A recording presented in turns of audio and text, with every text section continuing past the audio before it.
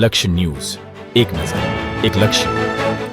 ગુજરાત રાજ્ય યોગ બોર્ડ દ્વારા તારીખ 20/6/2024ના રોજ સુરેન્દ્રનગર જિલ્લાની અંદર ધોળીરજા ડેમ ઉપર 300 ભાઈઓને યોગ પ્રોટોકોલ કરાવેલ. કોર્ડિનેટર નીતાબેન દેસાઈ, લાલજીભાઈ કલોત્રા નો સહયોગ દ્વારા માર્ગદર્શન હેઠળ કરાવવામાં આવ્યો.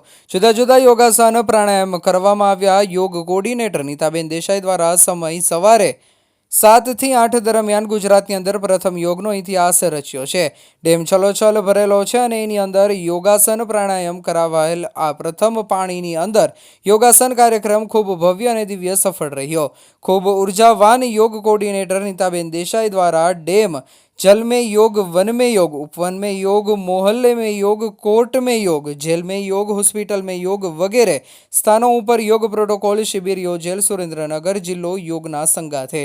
रिपोर्टर ब्रिजेश त्रिवेदी, सुरेंद्रनगर.